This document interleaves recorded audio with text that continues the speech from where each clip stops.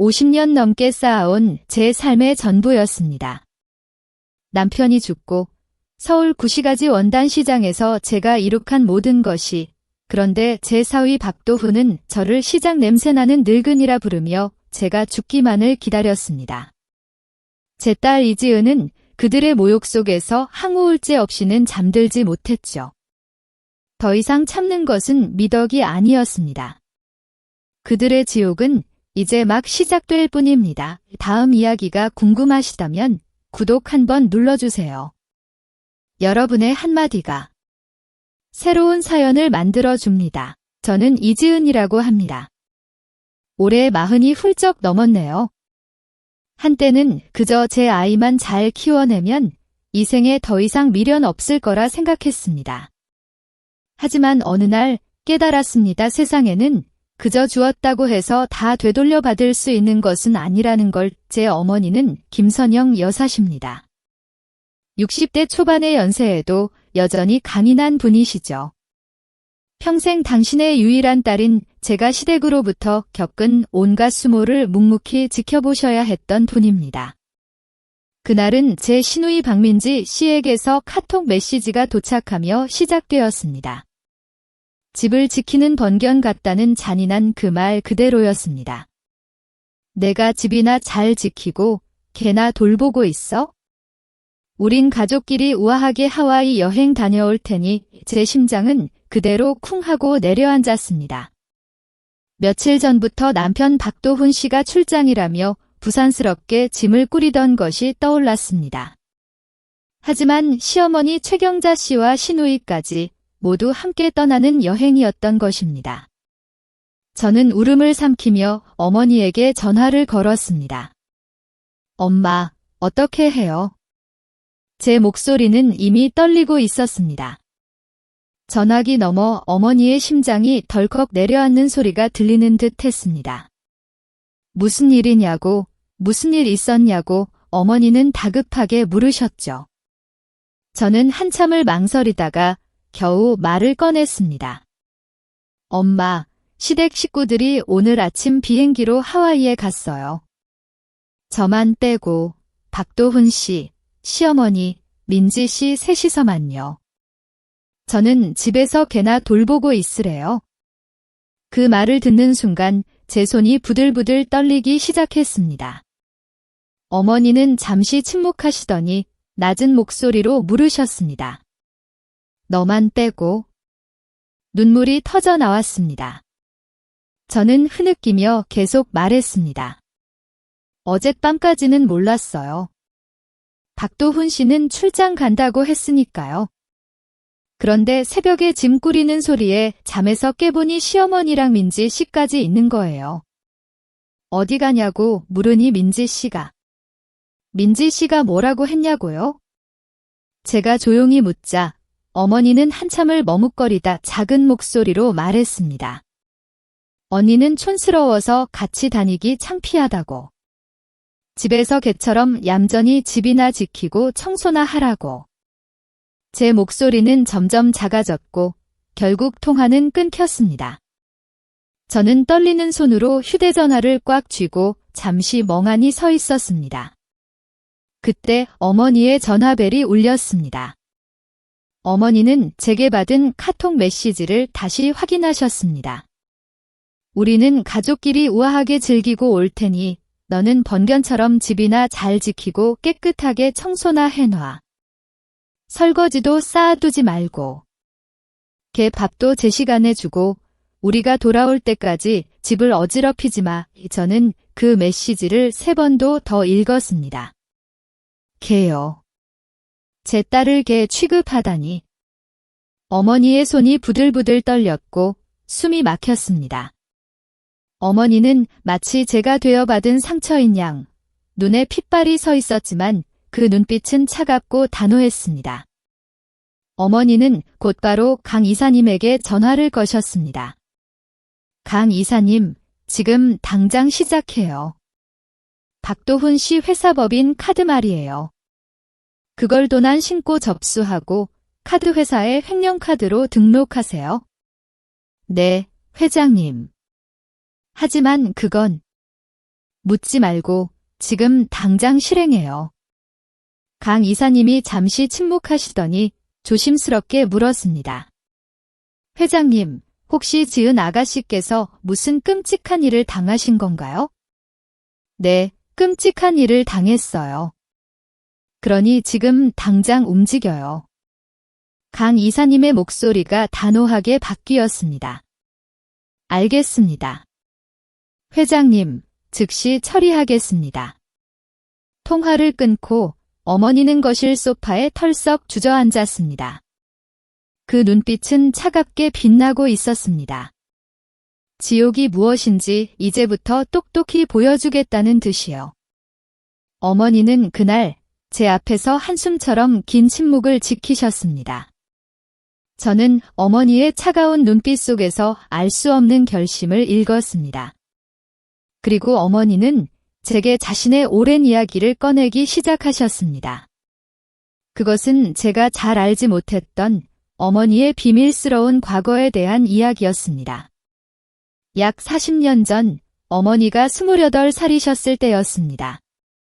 서울 구시가지 원단시장 골목 한 귀퉁이에 작은 옷 수선 가게를 여셨다고 했습니다. 그때는 정말 아무것도 없었죠. 집 보증금 5천만 원을 마련하기 위해 외할머니께 돈을 빌렸고 낡은 재봉틀 한 대와 헌다리미가 어머니의 전 재산이었다고 했습니다. 새벽 5시에 일어나 시장 원단 가게를 돌며 좋은 천을 고르고 밤 11시까지 재봉틀 앞에 앉아 한 땀 한 땀 바느질을 하셨다고요. 손가락에 바늘이 박혀 피가 나도 참았고 허리가 끊어질 듯 아파도 이를 악물고 버티셨답니다.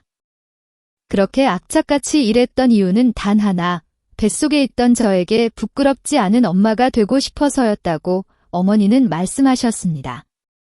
제가 태어난 후에도 어머니는 쉬지 않으셨습니다. 저를 등에 업고 가게를 지켰고 제가 잠든 틈을 타 바느질을 계속하셨습니다. 시장에서의 장사라는 것이 눈에 보이는 것이 전부가 아니었습니다. 20년쯤 지나자 원단 도매상들이 어머니를 찾아오기 시작했고 어머니는 원단으로 큰돈을 버셨다고 합니다. 서울의 주요 빌딩 소유주들과 식사를 하며 부동산 정보를 얻을 기회도 많아지셨고요. 어머니는 번 돈을 조금씩 모아 명동 패션 플라자에 주식을 샀고 원단 유통에도 투자하셨습니다. 제가 엄마가 그저 낡은 옷 수선 가게를 운영하는 줄로만 알았던 것이 참 부끄럽습니다. 하지만 사실 어머니는 현금 자산만으로 500억 원이 넘는 서울 구시가지 원단 시장에 숨겨진 거물이 되어 있었습니다. 그 이야기를 들었을 때 저는 어머니의 거대한 삶 앞에 할 말을 잃었습니다. 하지만 어머니의 삶이 모두 행복했던 것은 아니었습니다. 7년 전 아버지가 갑작스러운 심장마비로 돌아가셨고 어머니는 막대한 재산이 있으면서도 심한 고독에 빠지셨다고 합니다. 당신의 유일한 딸인 저를 더욱 가까이 하고 싶어 자주 연락하고 저희 집에도 자주 찾아오셨던 그 이유가 이제야 가슴에 와닿습니다. 어머니는 그때마다 제게 말씀하셨습니다. 돈은 사람을 변하게 만든다고. 혹시라도 제가 돈 때문에 상처받거나 이용당할까봐 당신이 가진 것을 저에게조차도 숨기셨다고요. 그 깊은 사랑과 외로움이 그 막대한 부를 감춘 이유였습니다. 제 어머니는 저를 위한 걱정과 사랑으로 가득 찬 그런 분이셨습니다. 제가 그 모든 것을 너무 늦게 알았다는 사실이 가슴 한켠을 아리게 합니다. 어머니의 침묵 속에서 저는 제 결혼 생활의 그림자를 보았습니다. 어머니의 희생은 저에게는 너무나도 무거운 짐이었습니다. 박도훈 씨와의 결혼은 제게는 행복의 시작일 줄 알았습니다. 하지만 그 시작은 시어머니 최경자 씨와 시누이 박민지 씨의 허영심과 탐욕으로 얼룩진 지옥의 문이었습니다. 처음 박도훈 씨를 어머니께 소개하던 날을 잊을 수 없습니다. 시장에서 막 돌아오신 어머니는 온몸에 원단 먼지가 붙어 있었고 손에는 바느질의 흔적이 선명했습니다. 박도훈 씨는 그런 어머니를 보자마자 코를 찡긋거리며 아주머니, 옷에서 낡은 시장 냄새가 진동하네요. 좀 깔끔하게 다니시지 그래요. 라고 말했습니다. 제 얼굴은 화끈거렸습니다. 제가 도훈 씨, 말 너무 심한 거 아니에요. 라고 했지만 그는 창문을 활짝 열며 자니 제가 좀 예민해서요. 시장 냄새가 나서 환기 좀 시켜야겠어요. 라고 대수롭지 않게 말했습니다. 어머니는 그저 웃으며 그래, 미안하다. 시장에서 일하다 와서 주라고 답하셨지만 제 가슴 한구석이 싸늘하게 식어가는 것을 느꼈습니다. 그때 이미 어머니는 제가 알지 못하는 막대한 재산을 가지고 계셨지만 혹시라도 제가 박도훈 씨에게 이용당할까 봐 그 사실을 꽁꽁 숨기셨습니다. 결혼 준비를 하면서 시댁 식구들을 본격적으로 만나게 되었을 때 저는 비로소 그들의 본 모습을 보게 되었습니다. 시어머니 최경자 씨는 첫 만남부터 혼수 이야기를 꺼냈습니다. 당신 어머니가 서울 구시가지 원단시장에서 장사하신다면서요? 그럼 돈도 꽤 있으시겠네? 딸 시집 보내는 거니 혼수는 제대로 해와야지. 시어머니의 목소리는 점점 커졌고 저는 그저 네, 잘 준비하겠습니다. 라고 답할 수밖에 없었습니다. 저는 어머니께서 어렵게 모아주신 혼수 5억 원을 준비했습니다. 하지만 시어머니는 제가 준비한 혼수를 보고 실망한 표정을 숨기지 못했습니다. 이게 다야? 이불 몇 채에 가전제품 몇 가지? 시장에서 장사해서 돈도 있다기에 기대했는데. 뭐야 이게? 우리 아들이 은행원인 거 알잖아. 격이 안 맞잖아. 제가 옆에서 어머님, 저희는 이 정도로 충분해요. 라고 말했지만 시어머니는 혀를 차며 고개를 저었습니다. 그 모습을 보며 제 손톱이 손바닥을 파고들었지만 저는 참았습니다. 제가 사랑하는 사람의 어머니였기에 참아야 한다고 생각했습니다. 하지만 지금 생각해보면 그때 제가 참았던 것이 제 삶을 좀먹는 독이 되고 말았습니다. 결혼 후 제가 시댁에 들어가 살면서 어머니는 자주 제게 전화하셨습니다. 지은아, 괜찮니? 시댁에서 잘 지내고 있어? 저는 항상 네, 엄마. 괜찮아요. 라고 답했지만 제 목소리에는 활기가 없었습니다. 그러던 어느 날 시누이 박민지 씨가 저를 데리고 어머니의 옷 수선 가게에 찾아왔습니다. 시누이는 어머니를 보자마자 위아래로 훑어보며 더머, 여기가 아주머니가 일하시는 곳이네요. 생각보다 너무 초라하네 라고 말했습니다. 그리고 제 옷을 보며 이렇게 말했습니다. 야, 지은아, 너는 왜 맨날 구시가지 원단 시장 싸구려 옷만 입고 다니니? 품격이 없잖아. 우리는 격식 있는 집안이니까. 내가 우리 집 품격을 떨어뜨리지 않게 똑바로 행동해. 알았어. 저는 고개 숙인 채 네, 언니라고 작게 답했습니다. 저는 그 모습을 보며 주먹을 꽉 쥐었습니다. 하지만 시누이는 거기서 멈추지 않았습니다. 아, 맞다. 지은아, 오늘 약속이 있는데 카드 가져오는 걸 깜빡했네. 내 카드 좀 빌려줄래? 나중에 갚을게 으라고 말하더니 제 가방에서 카드를 빼앗아 갔습니다. 저는 나, 언니라고 했지만 시누이는 유유히 사라졌습니다. 나중에 알게 된 사실이지만 그 카드로 300만 원 이상을 쓰고도 1원도 갚지 않았다고 합니다. 이렇게 1년쯤 지났을 때 저는 심각한 이야기를 어머니께 털어놓았습니다. 엄마, 저 임신이 잘 안 돼서 병원에 갔더니 스트레스가 원인일 수도 있대요. 제 목소리는 떨리고 있었고 어머니는 괜찮아, 지은아. 아기는 선물 같은 거니까 라고 위로하셨습니다. 하지만 시댁 식구들은 그렇게 생각하지 않았습니다. 어느 날 제가 전화로 울면서 말했습니다.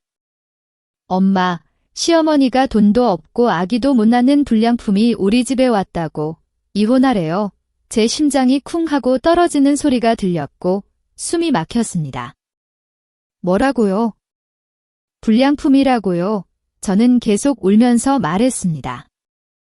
엄마, 저 정말 열심히 하는데 집안일도 다 하고 빨래도 청소도 하는데도 항상 쓸모없는 사람이라고. 저는 그 이야기를 듣고 당장이라도 시댁으로 달려가고 싶었지만 제가 엄마, 제발 오지 마세요. 더 혼날 거예요. 라고 말해서 참았습니다. 그날 밤 저는 잠 못 이루고 천장만 바라보았습니다. 화장실에서 수도 소리에 섞여 울음을 죽이는 제 모습이 자꾸만 눈앞에 떠올랐습니다. 박도훈 씨는 은행 실적이 나쁠 때마다 저를 괴롭혔습니다. 어머니는 제게 전화하셔서 지은아, 괜찮니? 도훈 씨가 또 그러니? 라고 물으셨습니다. 제 목소리는 겁에 질려 있었습니다. 엄마, 도훈 씨가 엄마한테 돈 좀 빌려오래요. 은행 성적이 나쁘대요. 시장 아줌마들은 현금 많이 가지고 있을 거라면서요. 제가 거절하니까 컵을 던지기까지 했어요. 엄마, 너무 무서워요. 제 온몸에 소름이 돋았고 손이 부들부들 떨렸습니다. 그것은 제 시집살이의 첫 번째 상처들이었고 딸인 제가 삼켜야 했던 눈물이었습니다. 그것은 첫 번째 상처들이었고 딸인 제가 삼켜야 했던 눈물이었습니다. 저는 스스로에게 물었습니다. 과연 제 침묵이 옳은 일이었을까요? 혹시 이 자리에 계신 분들 중 저처럼 자식에 대한 사랑 때문에 모든 것을 억눌러야 했던 경험이 있으신가요? 댓글로 여러분의 이야기를 남겨주세요. 여러분의 존재 자체가 저에게는 큰 위로가 될 것입니다. 어머니의 희생은 한때 제 삶의 유일한 빛이었습니다. 하지만 그 빛은 남편 박도훈 씨에게는 오히려 탐욕의 불씨를 지피는 기름이 되고 말았습니다. 박도훈 씨는 은행 실적이 나쁠 때마다 제게 어머니께 돈을 빌려오라고 괴롭혔습니다. 시장 아줌마들은 현금 많이 가지고 있을 거 아니야? 엄마한테 돈 좀 빌려오라고 해. 그는 그렇게 말하며 저를 윽박질렀습니다. 제가 거절하면 컵을 던지기까지 했습니다. 저는 너무 무서웠습니다. 어머니는 제가 그에게 맞는 것을 조금이라도 줄이고 싶어 하셨습니다. 그래서 어느 날 어머니는 강 이사님에게 전화를 거셨습니다. 강 이사님, 박도훈 씨가 근무하는 은행 지점이 어딘가요? 거기에 제 명의로 법인 자금 500억 원을 예치해 주세요. 단, 제 이름은 절대 밝히지 말고 강 이사님이 운영하는 법인 명의로 부탁해요. 강 이사님은 회장님, 그건 혹시 지은 아가씨의 실적을 올려주기 위함이십니까? 하고 물으셨고 어머니는 그렇다고 답하셨습니다. 그렇게 하면 제가 맡는 일도 조금은 줄어들 것이라고 생각하셨던 거죠. 그렇게 500억 원이 박도훈 씨가 근무하는 지점에 예치되었고 박도훈 씨는 그 엄청난 자금 유치 실적으로 6개월 만에 과장 대리로 승진했습니다. 저는 기쁜 목소리로 어머니께 전화했습니다. 엄마, 도훈 씨가 승진했어. 이제 좀 나아질 것 같아. 어머니는 그래, 잘 됐네 라고 답하셨지만 제 가슴 어딘가는 여전히 무겁고 답답했습니다. 그는 그 돈이 어머니의 돈인 줄도 모르고 자신의 능력이라고 착각했을 겁니다. 하지만 승진 후 박도훈 씨의 태도는 더욱 악화되었습니다. 제가 받은 카톡 메시지를 보고 어머니의 손이 부들부들 떨렸습니다. 엄마, 도훈 씨 바람 피우는 것 같아.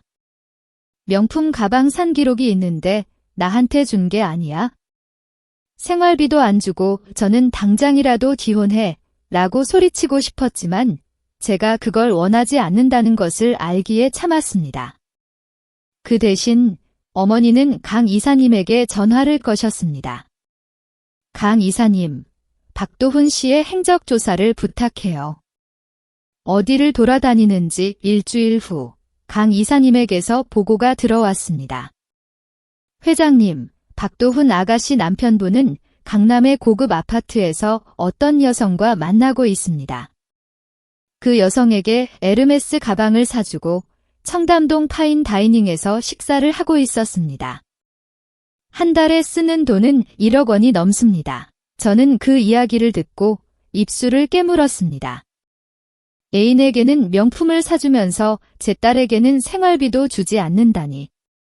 제 손톱이 손바닥을 파고들었지만 저는 아직 참았습니다. 때가 오면 반드시 복수하리라 마음속으로 맹세하면서 말입니다. 그러던 중 더욱 충격적인 사실을 알게 되었습니다. 강 이사님에게서 긴급 전화가 왔습니다. 회장님, 큰일입니다.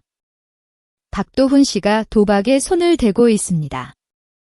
강남 지하 카지노에서 포커를 하고 있으며 이미 5억 원 이상을 잃은 것으로 파악됩니다. 그리고 주식 신용 거래도 하고 있어서 빚이 2억 원 정도 됩니다. 제 머릿속이 하얗게 변했고 숨이 막혔습니다. 도박으로 빚이 2억 원이라니. 그럼 그 돈은 어디서 메꿀 생각인 걸까요? 그때 강 이사님이 조심스럽게 말했습니다. 회장님, 확인해본 결과 박도훈 씨가 회장님의 법인 자금 일부를 무단으로 사용한 흔적이 있습니다. 아직 큰 금액은 아니지만 1억 원 정도 되는 것 같습니다. 제 손에서 휴대전화가 미끄러져 떨어질 뻔했습니다. 횡령이라니. 제 돈을 횡령했다니. 저는 강 이사님에게 말했습니다. 증거를 모아두세요. 나중에 필요할 테니 강 이사님이 알겠습니다. 회장님이라고 답했고 저는 전화를 끊고 잠시 멍하니 앉아 있었습니다. 그리고 그날 밤 제가 어머니께 또다시 전화를 걸었습니다. 엄마, 저 대출 받았어요. 도훈 씨가 갑자기 돈이 필요하다고 은행에서 빌려달라고 해서 3억 원을. 제 가슴은 찢어질 듯 아팠습니다. 지은아, 너 왜 그랬니? 저는 울면서 말했습니다. 엄마, 저 도훈 씨를 사랑해요. 조금만 도와주면 괜찮을 거라고 생각했어요. 저는 그날 밤 베개를 부여잡고 오열했습니다. 제 어머니도 저와 함께 밤새 베개를 적시셨을 겁니다. 제 어리석은 사랑이 어머니의 희생을 짓밟고 박도훈 씨를 더 깊은 나락으로 밀어넣고 있었습니다. 저의 모든 인내심이 무너져 내리던 순간은 그리 멀지 않은 과거에 찾아왔습니다. 바로 지난주였습니다. 어머니는 제 집 근처 카페에서 저를 기다리고 계셨는데 우연히 남편 박도훈 씨가 통화하는 것을 듣게 되셨다고 했습니다. 박도훈 씨는 카페 밖길가에서 큰 소리로 통화하고 있었고 어머니는 카페 창가 자리에 앉아 계셨기에 그 목소리가 모두 들렸다고 합니다. 그는 시어머니 최경자 씨와 통화하며 웃음 섞인 목소리로 말했습니다. 어머니, 그 구시가지 원단 시장 냄새나는 늙은이 말이에요. 솔직히 돈이 얼마나 있겠어요. 옷 수선 가게 하나 하는 것뿐인데 죽으면 그 시장 건물이라도 손에 넣을 수 있을까요? 그것도 뭐 대단한 금액은 아니겠지만 그의 역겨운 웃음소리가 이어졌습니다. 지은이 말이에요. 신경 쓸 필요 없어요. 어차피 우리 집안과는 격이 안 맞는 인간이니까요. 어머니의 이야기를 들으며 제 가슴은 다시 한번 얼어붙는 듯 했습니다. 어머니의 심장이 얼어붙고 온몸에 피가 차갑게 식는 것을 느끼셨다고 했습니다. 어머니의 손이 부들부들 떨리고 커피잔을 쥔 손에 힘이 들어가 손가락 마디가 하얗게 변했다고 합니다. 어머니는 그 자리에서 일어나 화장실로 달려가 세면대에서 차가운 물을 틀어 얼굴을 씻으셨습니다. 거울에 비친 어머니의 얼굴은 창백했고 눈은 충혈되어 있었습니다. 죽으면 건물을 손에 넣기를 기다린다고? 시장 냄새나는 늙은이라고 어머니의 입술이 파르르 떨리고 주먹을 꽉 쥐었다 펴기를 반복했습니다. 그날 이후 어머니는 강 이사님께 지시를 내리셨습니다. 박도훈 씨의 일거수일투족을 모두 기록해두세요. 출퇴근 기록, 애인과의 미래, 법인 자금 횡령 증거까지 모두요. 강 이사님이 회장님, 복수하실 생각이십니까? 하고 묻자 어머니는 차갑게 대답하셨습니다. 복수가 아니야. 정당한 보복이지. 그리고 며칠 전 어머니는 제가 먹던 약을 보셨습니다. 제 집에 놀러 오셨을 때 화장실에서 우연히 작은 약봉지를 발견하신 거죠. 그것은 신경정신과에서 처방받은 항우울제였습니다. 어머니의 손이 부들부들 떨리고 가슴이 찢어지는 듯 아프셨다고 했습니다. 제가 화장실에서 나오자 어머니는 물으셨습니다. 지은아, 이 약은 뭐니? 저는 당황한 얼굴로 이거 그냥 수면제예요. 라고 둘러댔지만 어머니는 아셨습니다. 제가 우울증을 앓고 있다는 것을요. 그날 집으로 돌아가는 길에서조차 어머니는 결심하셨습니다.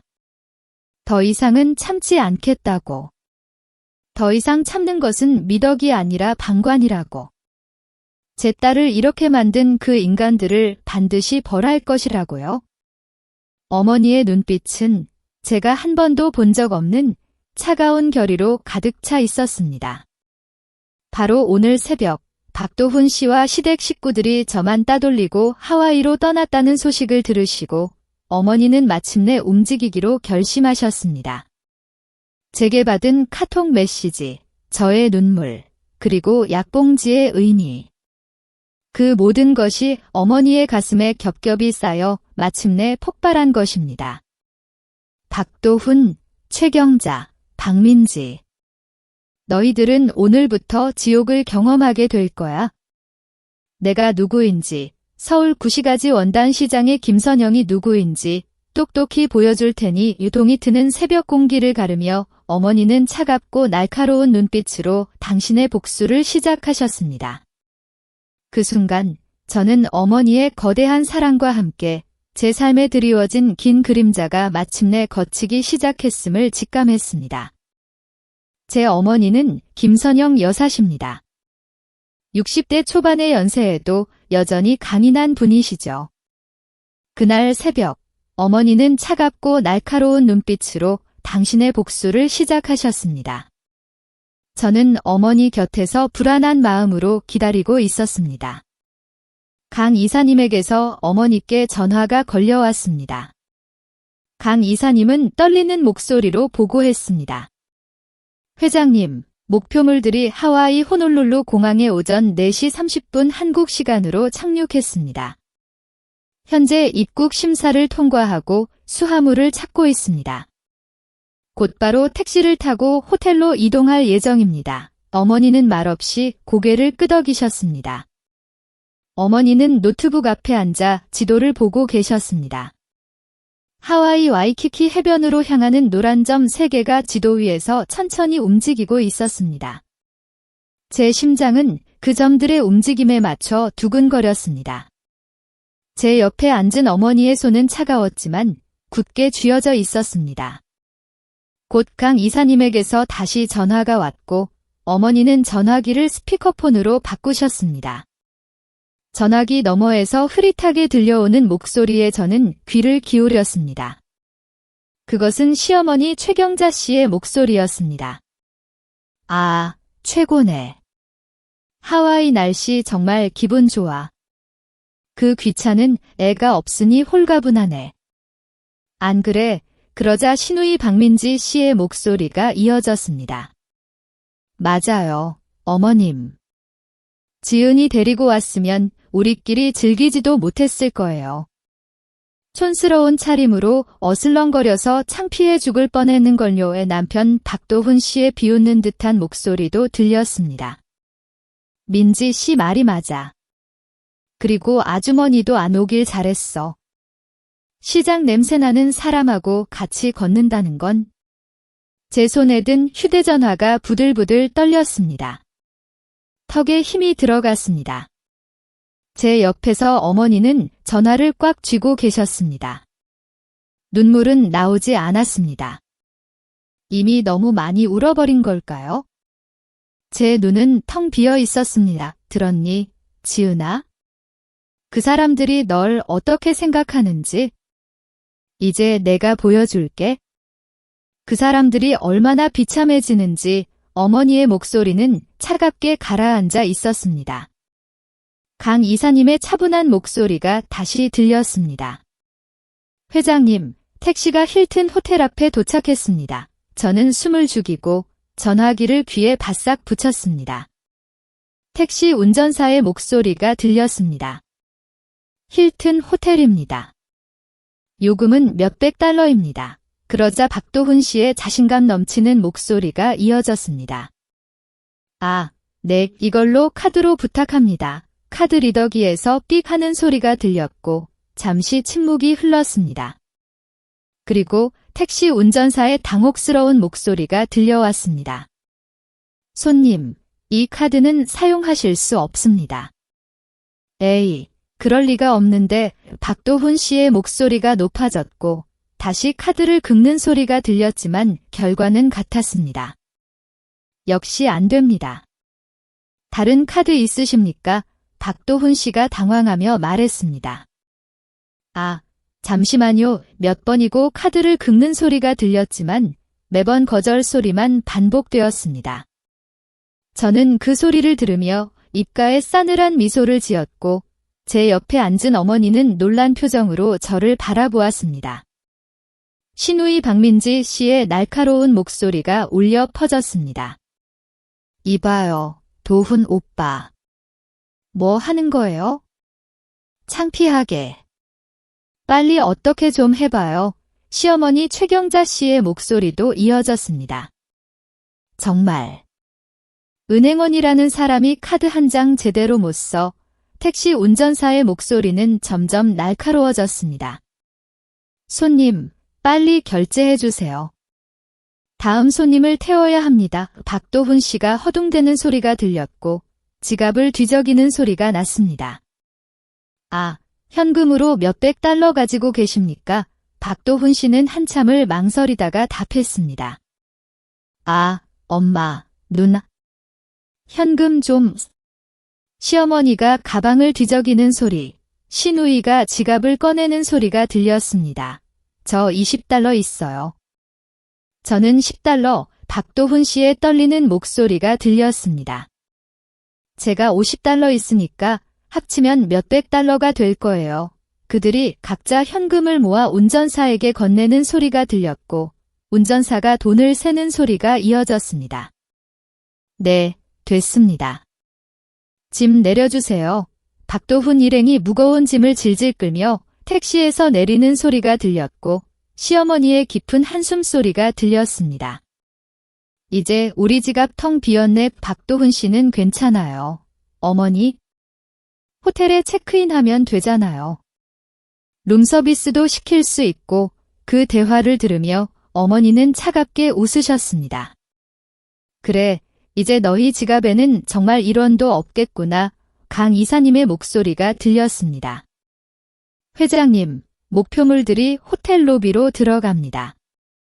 체크인을 시도하는 것 같습니다. 어머니는 고개를 끄덕이며 네, 계속 보고해요. 라고 말씀하셨습니다. 몇 분 후, 강 이사님의 긴박한 목소리가 다시 들렸습니다. 회장님, 호텔 프런트에서 예약이 취소되었다는 통보를 받았습니다. 어머니는 미소 지으며 물으셨습니다. 반응은 어때?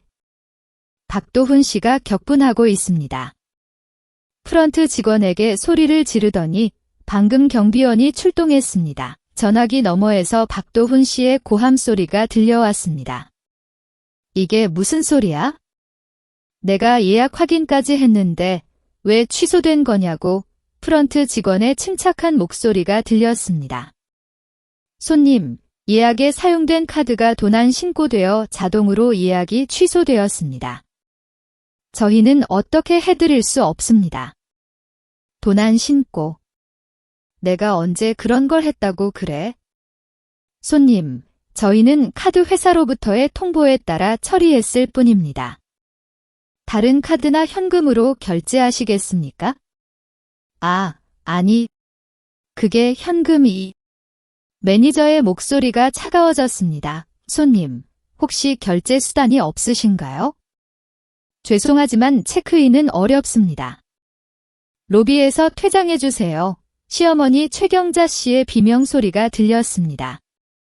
뭐라고? 그럼 우리는 어디서 자라고 하는 거야? 경비원의 낮고 단호한 목소리가 들렸습니다. 손님들, 조용히 퇴장해 주시지 않으면 경찰을 부르겠습니다. 어머니는 그 소리를 들으며 책상에 팔꿈치를 대고 이마를 짚으셨습니다. 제 옆에서 어머니는 조용히 물으셨습니다. 엄마, 그 사람들 이제 어떻게 되는 거예요? 어머니는 저를 보며 차갑게 대답하셨습니다.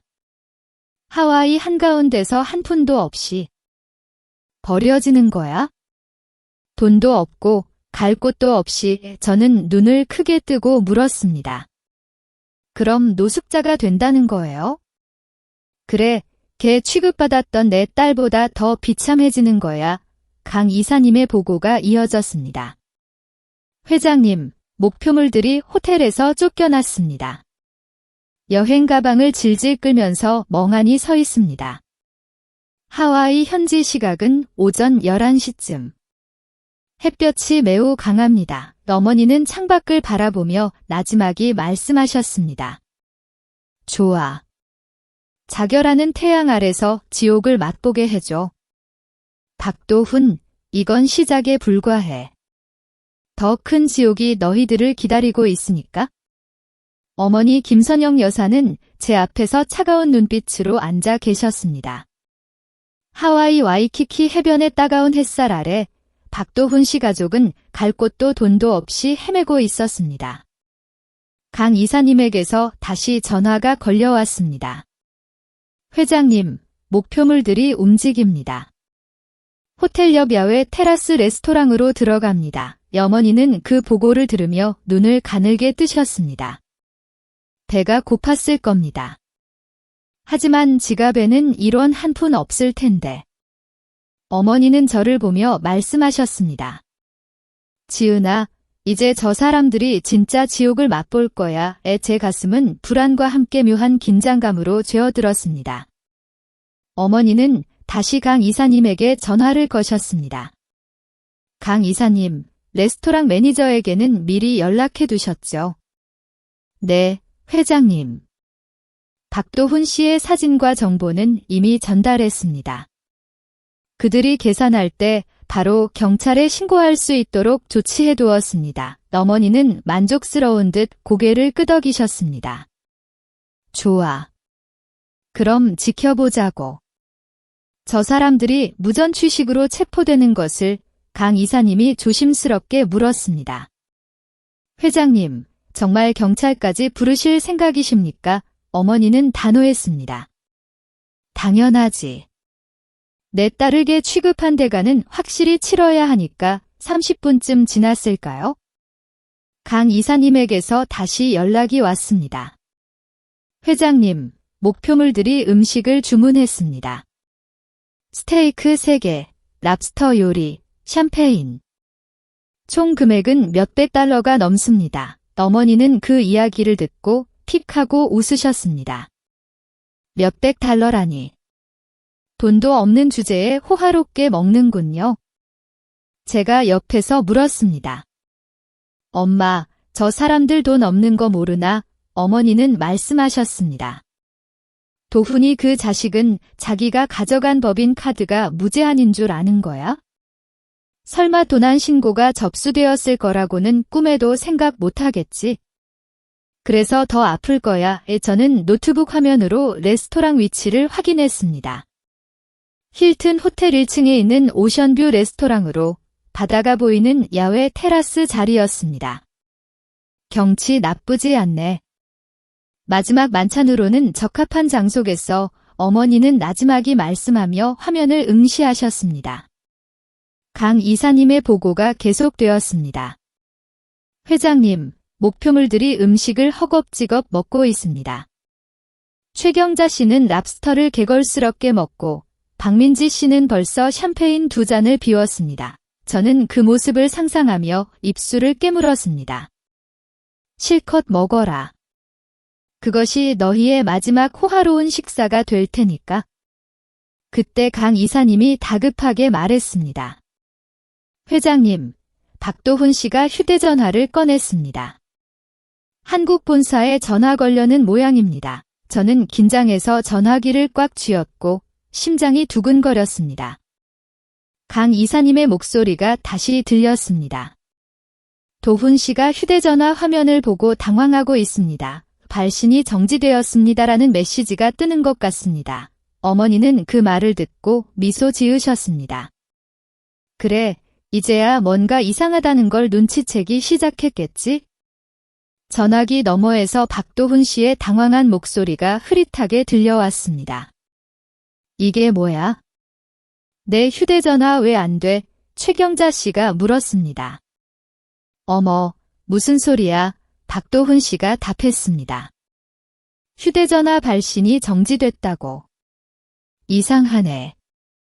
엄마, 휴대전화 좀 빌려줘. 최경자 씨가 자신의 휴대전화를 꺼내더니 비명을 질렀습니다. 안 돼. 내 휴대전화도 안 돼. 신우이 박민지 씨도 휴대전화를 확인하고 소리 질렀습니다. 내 휴대전화도 정지됐어. 대체 무슨 일이야? 저는 그들의 혼란스러운 목소리를 들으며 깊은 만족감을 느꼈습니다. 그래, 너희가 쓰던 휴대전화는 모두 내 법인 명의였어. 내가 분실 신고 한 통만 하면 전부 멈추는 거지? 강 이사님이 보고했습니다. 회장님, 박도훈 씨는 당황해서 주위를 두리번거리고 있습니다. 최경자 씨는 가방을 뒤적이며 뭔가를 찾고 있고 민지 씨는 계속 샴페인을 마시고 있습니다. 어머니는 시계를 보셨습니다. 한국 시간은 오후 6시, 하와이는 오전 11시 30분쯤. 어머니는 강 이사님에게 말씀하셨습니다. 슬슬 계산서가 나올 시간이네. 준비해. 네, 회장님. 레스토랑 매니저가 대기하고 있습니다. 어머니는 저를 보며 말씀하셨습니다. 지은아, 이제 진짜 쇼가 시작될 거야. 잘 듣고 있어. 저는 긴장한 얼굴로 고개를 끄덕였고 어머니는 전화기를 스피커폰으로 바꾸셨습니다. 몇 분 후 레스토랑 매니저가 다가가는 소리가 들렸습니다. 손님, 식사는 만족스러우셨습니까? 박도훈 씨의 목소리가 들렸습니다. 아, 네, 맛있었습니다. 매니저가 계산서를 테이블에 놓는 소리가 났습니다. 총 몇백 달러입니다. 결제는 어떻게 하시겠습니까? 박도훈 씨가 자신감 넘치게 답했습니다. 카드로요. 이걸로 부탁합니다. 카드를 긁는 소리. 잠시 침묵이 흘렀습니다. 그리고 매니저의 침착한 목소리가 들렸습니다. 손님, 이 카드는 사용하실 수 없습니다. 박도훈 씨가 당황하며 말했습니다. 아니, 그럴 리가. 다시 한번 부탁합니다. 다시 카드를 긁는 소리가 들렸지만 결과는 같았습니다. 역시 안 됩니다. 다른 카드는 있으십니까? 박도훈 씨가 지갑을 뒤적이는 소리가 났고 여러 장의 카드를 긁는 소리가 계속되었지만 매번 거절 소리만 반복되었습니다. 저는 그 소리를 들으며 입가에 미소를 지었습니다. 그래, 내가 은행에 연락해서 너희 계좌는 전부 동결시켰으니까. 박도훈 씨가 식은땀을 흘리며 말했습니다. 아, 지갑을 잃어버린 것 같아서요. 호텔방에 두고 온 걸지도. 매니저가 차갑게 답했습니다. 그럼 호텔로 찾으러 가시겠습니까? 아, 아니. 그 호텔 체크인을 아직 못해서. 매니저의 목소리가 차가워졌습니다. 손님, 혹시 결제하실 수단이 없으신 겁니까? 최경자 씨가 끼어들었습니다. 뭐라고요? 우리가 돈이 없는 것처럼 보이냐는 거예요. 매니저가 조용히 답했습니다. 죄송하지만 저희는 이미 손님 정보를 확인했습니다. 예약에 사용된 카드는 도난 신고되어 블랙리스트에 올라 있습니다. 신우이 박민지 씨가 소리 질렀습니다. 뭐라고요? 블랙리스트. 우리가 매니저가 단호하게 말했습니다. 네, 그래서 경찰에 신고하겠습니다. 그 말을 듣는 순간 박도훈 씨의 목소리가 일제히 높아졌습니다. 에이, 경찰요. 아니, 잠시만요. 이건 오해입니다. 그러나 매니저는 이미 무전기를 들고 있었고 911에 신고하는 목소리가 들렸습니다. 여기는 힐튼 호텔 오션뷰 레스토랑 매니저입니다. 무전 취식 사건을 신고합니다. 저는 그 목소리를 들으며 깊이 숨을 들이쉬었습니다. 됐어. 이제 경찰이 올 거야. 어머니는 제 손을 꽉 쥐셨고 떨리는 목소리로 물으셨습니다. 엄마, 저 사람들 정말 체포되는 거예요. 어머니는 네, 무전 취식과 사기 혐의로 하와이 경찰서 유치장에 갇히게 될 거야 라고 대답하셨습니다. 10분쯤 지났을 때 전화기 너머에서 경찰 사이렌 소리가 들려왔습니다.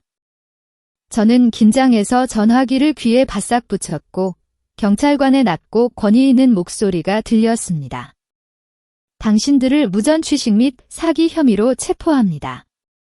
묵비권을 행사할 수 있으며 최경자 씨가 비명을 지르며 바닥에 주저앉았습니다. 아니, 내가 누군 줄 알아. 한국말 할 줄 아는 사람 불러. 이게 무슨 일이야. 그러나 경찰은 그녀의 팔을 잡고 일으켜 세우며 조용히 하라고 경고했습니다. 신우이 박민지 씨도 소리 질렀습니다. 우리는 무죄예요. 돈 있어요. 카드만 이상한 거라고요. 경찰관이 차갑게 답했습니다. 그건 경찰서에서 조사를 받으면서 설명하세요. 이제 수갑을 채우겠습니다. 찰칵하는 소리가 3번 연속으로 들렸습니다. 박도훈 씨와 최경자 씨, 박민지 씨의 손에 수갑이 채워지는 소리였습니다. 저는 그 소리를 듣는 순간 제 가슴 속에 쌓여있던 응어리가 조금씩 녹아내리는 것을 느꼈습니다. 그래, 내 딸에게 취급한 대가를 제대로 치러. 레스토랑 안이 웅성거리는 소리가 들렸고 주위 손님들이 수군거리는 소리도 함께 들려왔습니다. 봐봐, 저 일본인들 체포되고 있어? 무전 취식이라니. 창피하다 강 이사님이 보고했습니다. 회장님, 주위 관광객들이 휴대전화로 촬영하고 있습니다. 이 영상은 SNS에 확산될 것입니다. 어머니는 만족스러운 듯 고개를 끄덕이셨습니다. 좋아. 사회적으로 매장되는 거야? 박도훈 씨, 은행원으로서의 체면도 구겨지겠네. 전화기 너머에서 경찰이 그들을 연행해가는 소리가 들렸고 시어머니의 울부짖는 소리가 점점 멀어져 갔습니다. 그때 제 휴대전화에 다른 메시지가 도착했습니다. 모 은행본사 법무부에서 온 것으로 내용을 확인해보니 박도훈 씨에 대한 징계해고 처분이 공식 발령되었다는 통지였습니다. 저는 그 메시지를 어머니께 보여드리며 말했습니다. 엄마, 도훈 씨는 이제 은행에서도 잘렸대. 사회적으로 완전히 끝난 거야. 이 제 옆에 앉은 어머니는 복잡한 표정으로 휴대전화 화면을 응시하셨고 눈에는 묘한 빛이 서려 있었습니다. 제 시집살이의 한 축을 담당했던 시댁 식구들이 하와이의 햇살 아래서 첫 번째 충격을 맛본 것입니다. 비참하고 모욕적인 그 순간이 제게는 그저 시작일 뿐입니다. 만약 아직 이 이야기, 가족의 민낯에 귀 기울여주고 계시다면 제 여정에 함께 해주시는 모든 분께 진심으로 감사드립니다. 아래에 1이라고 댓글을 남겨주세요. 여러분의 존재는 제가 마지막 이야기를 이어나갈 가장 큰 힘이 될 것입니다. 제 어머니 김선영 여사는 소파에 앉아 따뜻한 차를 마시고 계셨습니다. 저는 그 옆에 앉아 강 이사님의 보고를 듣고 있었습니다. 회장님, 목표물들이 호놀룰루 경찰서 유치장에 수감되었습니다. 현지 협력업체를 통해 내부 상황을 파악하고 있습니다. 어머니는 그 말을 듣고 입가에 미소를 지으셨습니다. 유치장이요. 평생 그런 곳과는 인연이 없을 거라고 생각했겠죠. 이제 제대로 경험할 겁니다. 저는 어머니 곁에 불안한 얼굴로 앉아 있었고 어머니는 제 손을 잡아주셨습니다. 강 이사님이 보고를 이어갔습니다. 박도훈 씨와 최경자 씨, 박민지 씨는 같은 유치장에 수감되어 있는데 서로 싸우고 있다고 합니다. 최경자 씨는 박도훈 씨의 멱살을 잡고 박민지 씨는 오빠의 뺨을 때렸다고 합니다. 어머니는 그 이야기를 듣고 픽 하고 웃으셨습니다. 그래, 서로 책임을 전가하고 있겠지? 자기들이 저지른 죄에 대해서는 생각도 않고. 강 이사님이 조심스럽게 물었습니다. 회장님, 그들의 보석금은 어떻게 할까요? 무전 취식 정도라면 몇백 달러 정도면 나올 수 있을 텐데요. 어머니는 단호하셨습니다. 아니요. 이런 한 푼도 내줄 필요 없어요. 거기서 며칠 더 지내게 하세요. 죄의 대가를 톡톡히 치르게 할 겁니다. 다음 날 아침, 강 이사님에게서 긴급 연락이 왔습니다. 회장님, 박도훈 씨가 유치장 공용 컴퓨터에 접속해서 이메일을 확인한 것 같습니다. 저는 긴장하며 물었습니다. 그래서 반응은 어땠어? 현지 협력업체 직원의 말에 따르면 박도훈 씨가 휴대전화 화면을 보자마자 얼굴이 새하얗게 질려 바닥에 주저앉아 울기 시작했다고 합니다.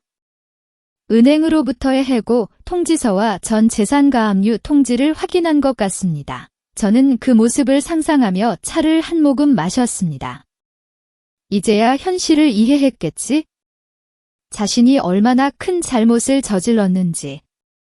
제 옆에서 어머니는 조용히 물으셨습니다. 엄마, 도훈 씨가 너무 힘들어 보여요. 어머니는 저를 보며 차갑게 말씀하셨습니다. 지은아, 너는 5년 동안 그보다 더 힘든 시간을 보냈어. 항우울제까지 먹어가면서. 이제 저 사람이 그 고통을 맛볼 차례야. 저는 고개를 숙였습니다. 어머니는 다시 강 이사님에게 말씀하셨습니다. 보고를 계속해 1시간쯤 지났을 때 강 이사님에게서 다시 연락이 왔습니다. 회장님, 박도훈 씨가 유치장 안에서 동료 수감자에게 이야기하는 것을 들은 사람이 있다고 합니다. 시어머니가 그 서울 구시가지 원단 시장의 대물이었다니 하고 이제야 깨달았다고 합니다. 어머니는 그 말을 듣고 쓴웃음을 지으셨습니다. 이제야 내가 누구인지 깨달았구나. 하지만 너무 늦었어. 어머니는 책상 앞에 앉아 노트북을 켜셨습니다. 강 이사님이 미리 준비해둔 파일이 화면에 표시되었고 어머니는 그중 하나를 클릭하셨습니다. 박도훈 씨가 살고 있는 강남 고급 아파트의 등기부등본이었습니다. 소유자 명의는 화선개발. 어머니의 페이퍼 컴퍼니였습니다. 어머니는 몇 년 전 그 아파트를 매입한 후 박도훈 씨 부부를 전세로 입주시키셨지만 박도훈 씨는 어머니가 그 집의 실제 소유주라는 것을 전혀 몰랐을 겁니다. 전세 계약은 강 이사님 명의로 진행되었고 어머니는 그림자처럼 뒤에 숨어 계셨으니까요. 어머니는 마우스를 클릭하여 가압류 신청서를 작성하고 법률사무소 정의에 이메일을 보냈습니다. 이 아파트의 전세 계약을 해지하고 명도 소송을 진행해주세요. 즉각적으로 몇 분 후 법률사무소에서 답장이 왔습니다. 알겠습니다, 회장님. 오늘 중으로 처리하겠습니다. 어머니는 다음 서류를 열었습니다. 시어머니 최경자 씨가 살고 있는 성동구 고급 아파트의 전세 계약서였습니다. 전세 보증금은 10억 원 후 어머니는 강 이사님에게 전화를 거셨습니다. 강 이사님, 최경자 씨가 살고 있는 아파트에 전세 보증금 반환 채권이 있을 거예요. 그걸 가압류하고 최경자 씨가 다단계 사기로 피해를 입힌 금액이 150억 원이니까 그 피해자들 명의로 채권 가압류를 신청하세요. 그렇게 하면 계약이 만료되어도 최경자 씨는 전세금을 1원도 받지 못할 거예요. 집도 돈도 없는 상태로 만들어야 해. 알겠습니다, 회장님. 하지만 그렇게 되면 최경자 씨는 정말 살 곳이 없어지는데요. 어머니는 차갑게 웃으며 말씀하셨습니다. 그래야만 해. 내 딸을 돈도 없고 아기도 못 낳는 불량품이라고 했으니까. 이제 자기가 정말 갈 곳 없는 인간이 되어보면 되겠지. 전화를 끊고 어머니는 다음 서류를 열었습니다. 시어머니 최경자 씨가 연루된 다단계 사기 피해자 목록이었습니다. 강 이사님이 조사해서 정리한 자료로 피해자는 100명이 넘었고 피해 총액은 150억 원에 달했습니다. 어머니는 그 목록을 보고 혀를 찼습니다. 이 여자, 이렇게 많은 사람을 속이고 다녔구나. 저는 그 목록을 어머니께 보여드렸습니다. 지은아, 내 시어머니가 이런 짓을 하고 다녔어. 다단계 사기로 100명 이상의 사람이 돈을 사기당했다고 저는 놀란 얼굴로 서류를 보며 말했습니다. 엄마, 저 몰랐어요. 알았다면 더 힘들었겠지? 이제 엄마가 전부 처리할 테니 어머니는 강 이사님에게 메시지를 보냈습니다. 강 이사님, 최경자 씨의 다단계 사기 피해자 목록 전부 경찰에 정보 제공하고 피해자들에게도 연락해서 고소할 수 있도록 도와주세요. 변호사 비용은 내가 낼 테니 강 이사님에게서 답장이 왔습니다. 네, 회장님. 즉시 처리하겠습니다. 다음은 신우이 박민지 씨의 차례였습니다. 어머니는 박민지 씨가 골프장에서 남자들과 만났던 기록을 하나하나 확인하셨습니다.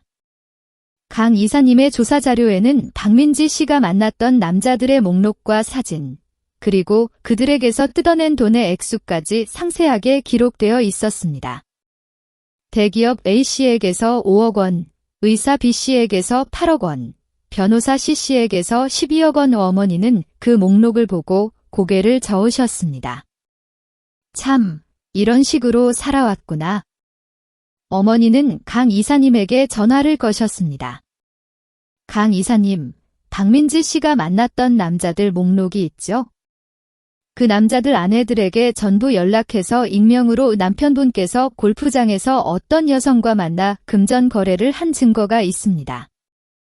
사진과 통장 내역도 전부 보내드릴게요 라고 보내줘요. 회장님, 그렇게 되면 그 가정들도 파탄나게 될 텐데요. 어머니는 그건 그 남자들이 알아서 해결할 문제야. 민지 씨는 그렇게 살아왔으니까 대가를 치러야지. 내 딸 카드 빼앗아 쓰고 싸구려 옷 입는다고 무시했으니까. 이제 박민지 씨가 사회적으로 매장되는 걸 지켜봐야 해. 저녁 무렵 강 이사님에게서 보고가 들어왔습니다. 회장님, 박도훈 씨가 유치장에서 변호사를 고용하려고 했다고 합니다. 하지만 변호사 비용을 낼 돈이 없어서 제대로 된 법률 상담도 받지 못하고 있다고 합니다. 어머니는 그 이야기를 듣고 픽 하고 웃으셨습니다. 변호사를 고용할 돈도 없구나. 은행 과장 대리였던 남자가. 어머니는 창밖을 바라보며 나지막이 말씀하셨습니다. 박도훈, 애인에게 명품 가방 사줄 때는 돈이 남아 돌았을 텐데. 이제는 변호사 비용도 없구나. 강 이사님이 보고를 이어갔습니다. 그리고 유치장에서 제공되는 식사는 빵 부스러기와 물뿐이라고 합니다.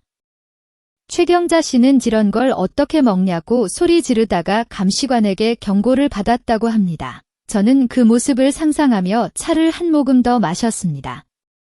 빵 부스러기라니. 제 딸이 매일 차려주던 따뜻한 밥상이 그리울 겁니다. 이제 와서 말이죠. 다음 날 강 이사님에게서 긴급 전화가 걸려왔습니다. 회장님, 하와이 경찰서에서 머그샷을 촬영했다고 합니다. 머그샷은 외국에서 범죄자가 증명사진처럼 촬영되는 사진입니다.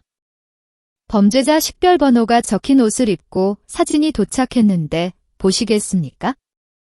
네, 보내줘라고 답하자 곧바로 제 이메일로 3장의 사진이 도착했습니다. 박도훈 씨의 머그샷. 눈은 충혈되어 있었고 머리는 흐트러져 있었으며 얼굴에는 무성한 수염이 나 있었습니다. 번호가 적힌 명패를 목에 걸고 정면과 옆모습을 촬영한 사진이었는데 5년 전 결혼식에서 봤던 그 거만한 은행원의 모습은 어디에도 없었습니다. 최경자 씨의 머그샷도 마찬가지였습니다. 화려한 옷을 입고 며느리를 쥐락펴락하던 그 모습은 온데간데 없고 초췌하고 비참한 노인의 얼굴만 남아 있었습니다. 시누이 박민지 씨의 사진도 참아 볼 수 없는 모습이었습니다.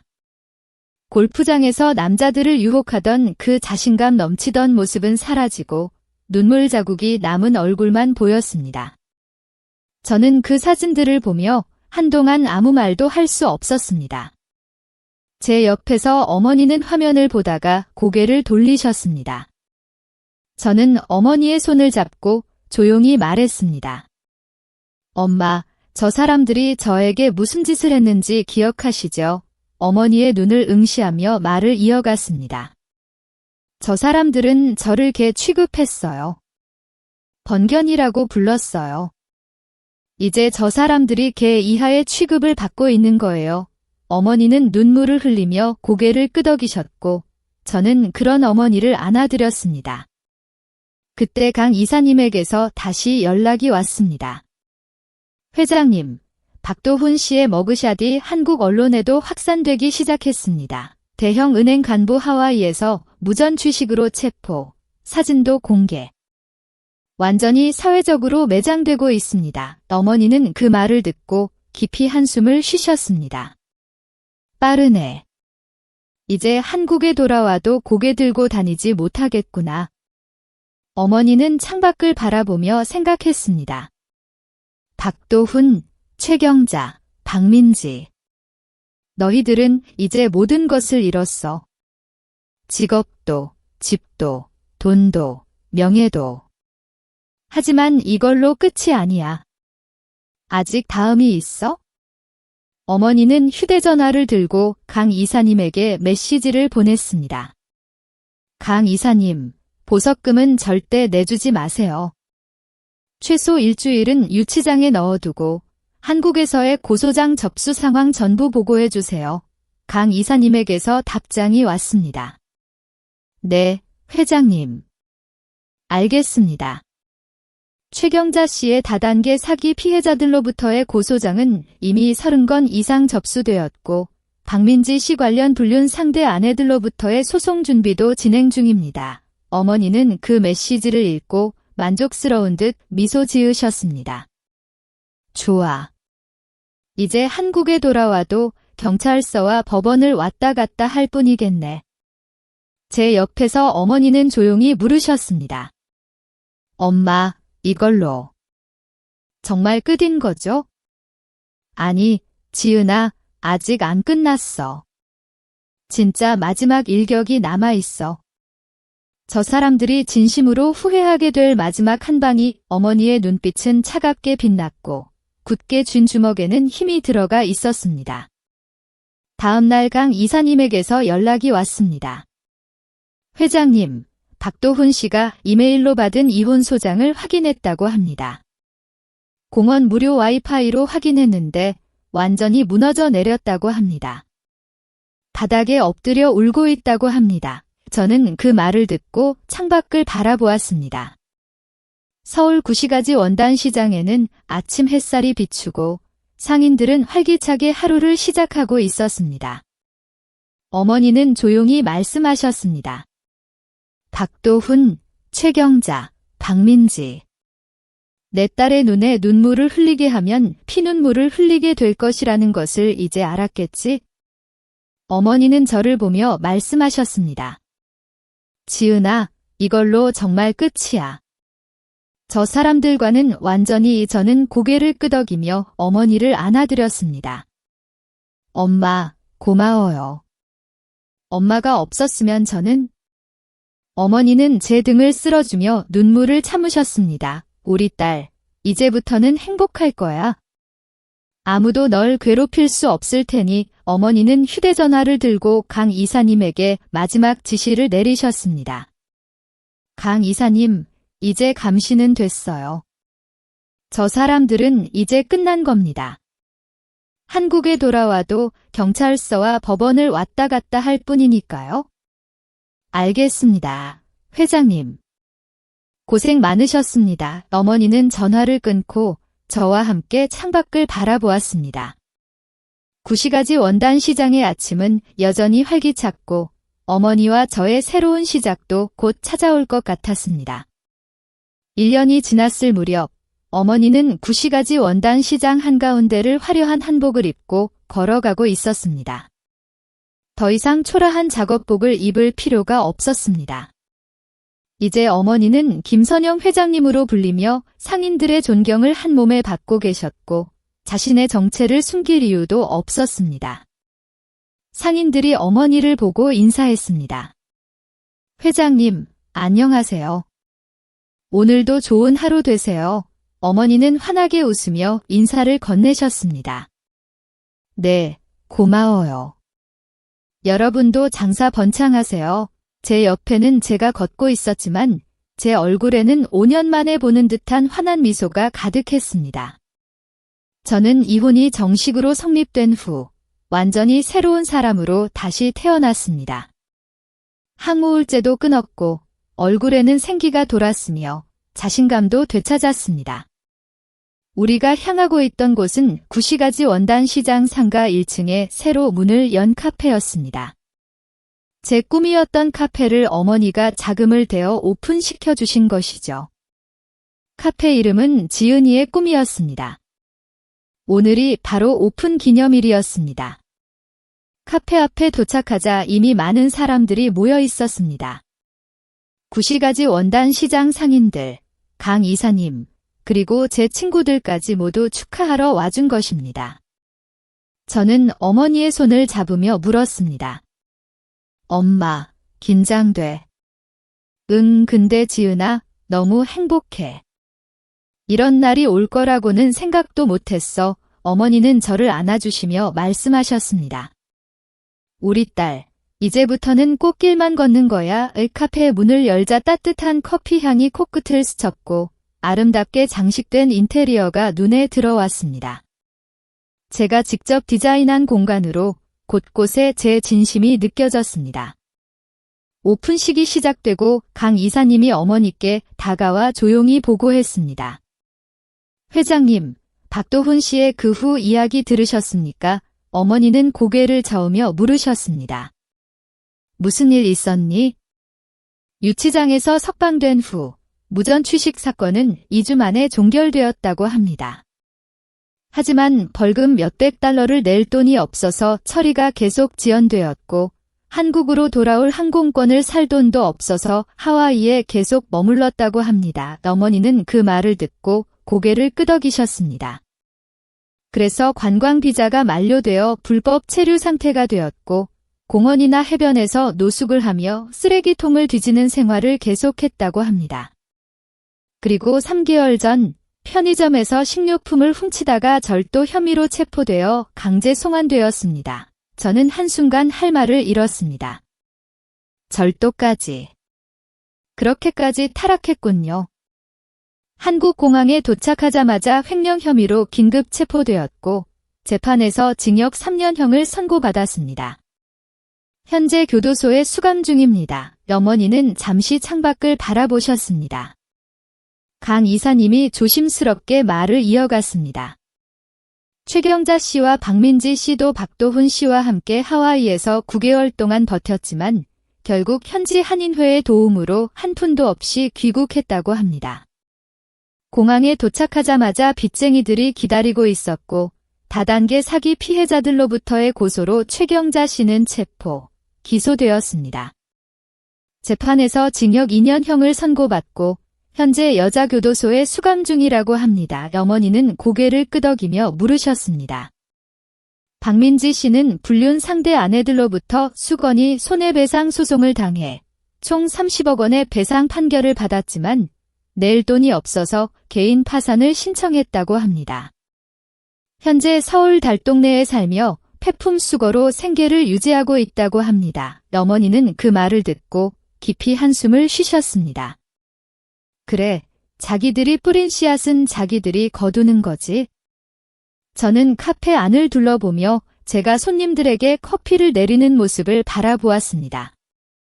제 얼굴에는 환한 미소가 가득했고 손님들도 저의 밝은 에너지에 감염되어 웃고 있었습니다. 어머니의 눈에는 눈물이 글썽였고 강 이사님이 어머니 옆에서 조용히 말씀하셨습니다. 회장님, 정말 잘하셨습니다. 아가씨께서 정말 행복해 보입니다. 어머니는 고개를 끄덕이며 눈물을 닦으셨습니다. 그래, 이게 가장 중요한 일이야. 내 딸이 웃고 있는 것이 제가 어머니를 발견하고 달려와 안겼습니다. 엄마, 고마워요. 엄마 돈 덕분에 지옥에서 벗어날 수 있었어요. 정말 고마워요. 어머니는 저를 꼭 안아주고 등을 쓸어주셨습니다. 우리 딸, 엄마가 오히려 고마워. 엄마에게 힘이 되어줘서 주위에서 박수 소리가 터져 나왔고 상인들도 손님들도 우리 모녀를 축복해 주었습니다. 저는 그 따뜻한 박수 속에서 어머니를 더욱 세게 안았습니다. 오픈식이 끝나고 어머니는 강 이사님과 함께 사무실로 돌아가셨습니다. 책상 위에는 장학재단 설립 서류가 놓여 있었고 어머니는 그 서류에 서명하셨습니다. 강 이사님, 이번에 장학생 10명을 더 뽑아주세요. 구시가지 원단시장에서 일하는 상인들의 자녀들 중에서 그리고 1명은 달동네 아이들 중에서 돈은 버는 것보다 쓰는 것이 더 중요한 거야. 어려운 사람들을 도와주면서 말이지. 네, 회장님. 즉시 진행하겠습니다. 회장님의 선행이 많은 아이들에게 희망이 될 것입니다. 어머니는 창밖을 바라보며 조용히 말씀하셨습니다. 돈이 권력이고 힘이라고 하지만 그 힘은 내 가족, 내 동료를 지킬 때 비로소 빛을 발하는 거야. 그리고 어려운 사람들을 도울 때 진짜 가치가 생기는 거고. 강 이사님은 고개를 끄덕이며 감동한 표정을 지었고 잠시 후 조용히 자리에서 일어났습니다. 어머니는 홀로 남아 사무실 창가에 서서 구시가지 원단 시장을 내려다보셨습니다. 40년 전 보증금 5천만 원조차 빌려야 했던 그때부터 지금까지 정말 멀리 왔구나. 하지만 가장 중요한 것은 돈이 아니었습니다. 제 딸이 행복해진 것, 그것이 진짜 승리였습니다. 어머니는 휴대전화를 꺼내 제가 보내드린 사진을 확인하셨습니다. 카페에서 첫 손님을 맞이하며 환하게 웃고 있는 제 모습. 그 미소는 어떤 보석보다도 가치 있는 것이었습니다. 어머니는 그 사진을 보며 조용히 미소 지으셨습니다. 지은아, 엄마는 내가 행복하면 그걸로 충분해. 어머니의 눈에는 또다시 눈물이 글썽였지만 이번에는 행복의 눈물이었습니다.